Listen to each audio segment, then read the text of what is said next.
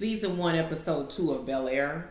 Spoiler alert, profanity alert. I say what's on my mind. If you don't like that, please leave. This is not the review for you. I made some notes because I like to remember.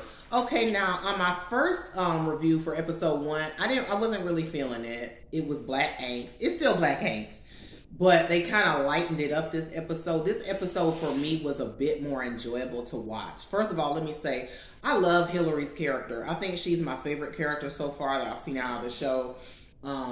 She's not like angsty. She does have some issues with her business and stuff. I like that she has her own catering business. The food looked good. Do y'all remember the original Hillary had her catering business too, but she poisoned those nuns in that unfortunate episode, which I think is nice. They're kind of rehashing some of the old stuff to make it a little more, I don't know what I'm trying to say. It's just nice, right? That they're keeping some of the old elements, okay, for people like me that grew up watching the original show. Let me first say that the Aunt Viv that they have now, her voice sounds a lot like the original Aunt Viv that everybody loved in the first series. That's just a little something I caught. If you listen to her, she sounds a lot like her. Uncle Phil is still not likable to me. For some reason, he comes off kind of stiff and like, James Avery played Uncle Phil, and again, I hate to compare, but shit, they done gave it the name Bel-Air, so I'm going to. James Avery, when he first introduced Uncle Phil in the original show, you could tell Uncle Phil, especially in the first seasons, he was stern, he was a father figure, but he was likable, like he was warm. You know what I'm saying? He never really... He had his doubts about Will, but he never talked about like giving up on him like this one does. I almost feel like he don't want him there. The new Uncle Phil. Like he really don't want him there. He's not likable to me. James Avery would have never given up on Will. You know, not saying that this one is giving up, but he had to have a pep talk from his wife before he did it. I mean, it was just kind of, he's not warm. He's not a warm, fuzzy fatherly figure. And to be honest, he's a little stiff. I don't like it. Like, original Uncle Phil, he danced. And I saw this Uncle Phil doing a step with the step team, but it was a stiff-ass step, okay? Old Uncle Phil, he danced, he laughed, he had fun. And I know this isn't a comedy. It doesn't feel like there's much balance. Like, it's too much drama. It's too much. A good show, to me, still has kind of a balance, and something about this Uncle Phil I just don't like. I mean, it's not his acting, it's just the character is just stiff. Y'all put your comments in there. Is it just me? Like, what the fuck? So, the parents to me aren't checking Carlton enough. Carlton, how they're writing him is true to how a lot of those kind of kids that grow up in those environments be, because I have met some people like that. And to me, they're not checking Carlton as much as they're checking Will. Like with the whole fight and everything, like they checked him, but not as hard as they checking Will. That's why your son is a cokehead, okay? Because you're not checking him. I'm just saying. Let's be real. If Will came out there from West Philly with all that swag and all that, just he's down to earth and he's confident, he got his little swag on in his walk, and he went out there to Bel-Air Academy, girls would be all over him. I don't know why they're acting like they wouldn't. Women love guys like that, especially women in areas like that kind of maybe are around sheltered guys, like, you know, kind of dweeby like Carlton. Like, Carlton is the cool kid, but he ain't cool like Will. You know what I'm saying? Let's be real. Especially if they knew why he went out there. I'm sorry, women would be all over him. It's just, I'm sorry. That to me is a little fake.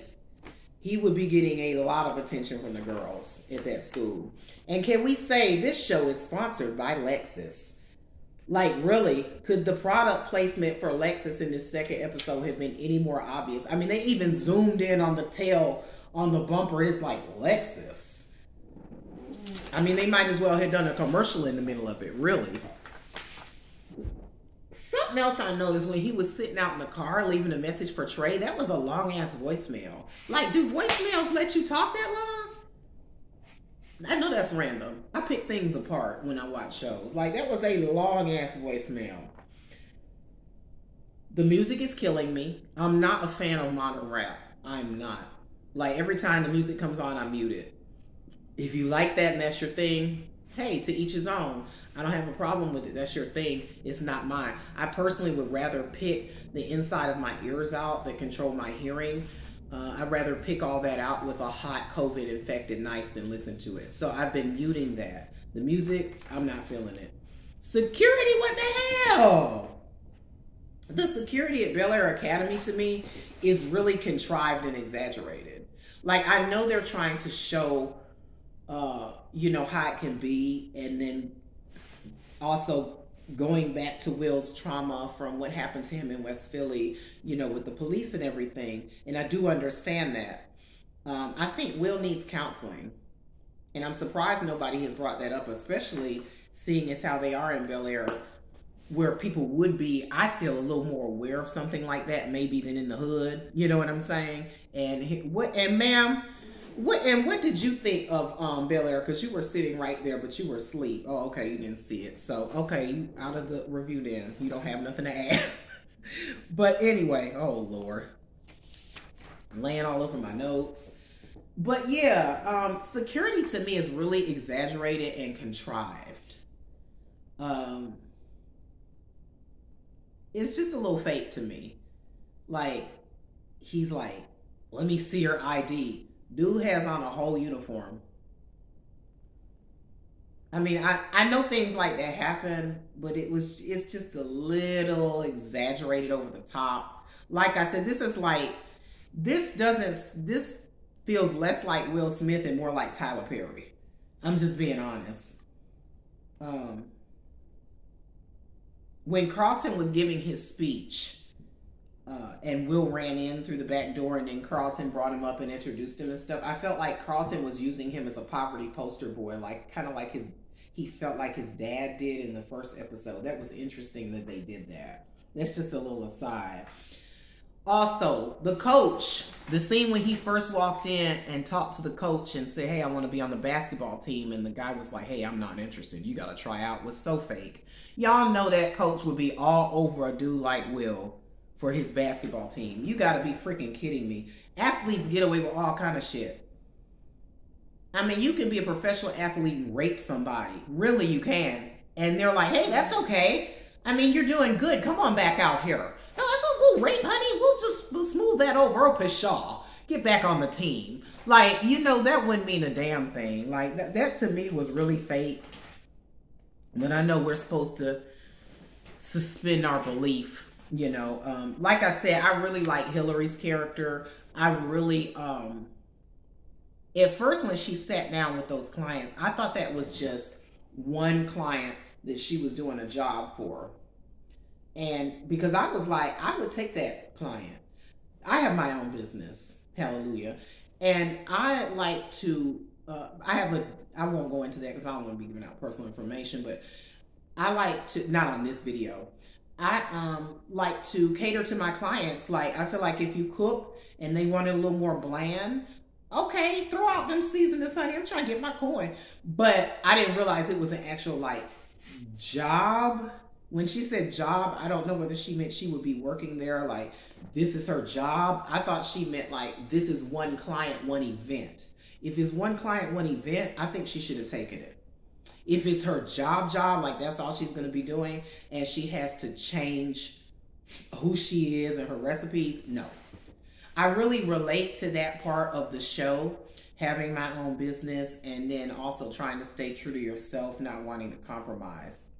Which leads me into my next favorite character. I think they call him Clark, but I'm going to call him Old New Cornflake. If you remember Cornflake from the original show, he was like Will's little friend. They became friends. He was corny, but Cornflake was like woke. Like, he'd be like, power to the people, Will, and all that. This guy is New Cornflake. I like him because he reminds me of myself. When he came in the classroom and started talking about time as a social construct, which it is, used often to constrain the general population in things like wage slavery. That sounds just like me. Okay, y'all, I know y'all don't know me really, but that's me. It was like, yes, Clark, I'm calling him Clark. I don't remember his name. I just call him that. Yes, Clark. That's it. Like he was. Yes, I felt that shit. Okay, I'm looking at my notes. Y'all, another thing. The wardrobe. Who sits around in suits all day? I mean, they literally sit around in that house in full tailored tight ass suits all day. I know this is just a show. It just seemed a little like original Uncle Phil. He wear his polos, sometimes khakis. You know, you saw them more. They still look presentable for the show, but they were dressed more down. These motherfuckers sit in suits the whole time. This is just weird to me. It's something I noticed, a little fake, a little weird, you know. And I'm going to say, I don't like New Jeffrey. A lot of people like him. I'm not feeling New Jeffrey. I feel like, I don't know, he's just kind of there to me. A lot of people are like, yeah, I like Jeffrey. He seems like, maybe his character is more fleshed out in the later episodes, okay? I haven't watched the upcoming episodes. I'm planning on doing that. I thought I'd break out my Phillies jacket. I should have worn it for the first one.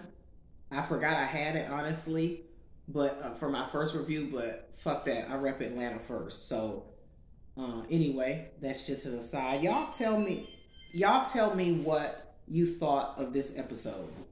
I will say on a scale from 1 to 10, 1 being the worst, 10 being the best, I would give this episode a 6. I gave the last episode a 4. I cannot believe that, and I'm done with my notes. Let me throw this shit away. I cannot believe that Carlton planted cocaine in Will's bag. I mean, we haven't seen, but we all know that Carlton did that. They didn't show us him, but we know it's him because Carlton came out to the basketball court earlier in this episode, and you know, they showed Uncle Phil and Will having a bonding moment, which I thought was nice. And Carlton got jealous, which kind of mirrors the old episode where Will made the basketball team, or, you know, there were a few times there, not even just that episode where Carlton gets jealous of that, but other scenes where Carlton kind of jealous of Will and Uncle Phil's bonding. But old Carlton, he just pouted and kind of acted kind of standoffish. He's not planning cocaine. New Carlton is definitely a Tyler Perry type villain. And I'm sorry to keep going back to that, but y'all, everybody knows what I mean when I say that, you know, like just that over exaggerated, over the top, super, super evil, no balance. And really, when you meet people in real life that are like that, they usually have something that's attractive about them, something that draws people to them, some quality. New Carlton doesn't have that. There's nothing likable about his character to me. I don't see one thing that I like personality wise about the character yet. Yeah, I can't think of nothing. I'm at a loss. If y'all know anything that's likable about Carlton that you like, from episode 1 and 2 only, please drop it in the comments. It's just really kind of, his character's a little contrived to me. But yeah, overall, I would say this was a better episode. So we'll see what happens in episode 3, which I think I'm going to take off today because I don't feel like working. So I'm going to watch that one now, and I'll have up a review for you. I'm still not super impressed, but this was a great improvement over episode 1. So leave your comments. Thank you.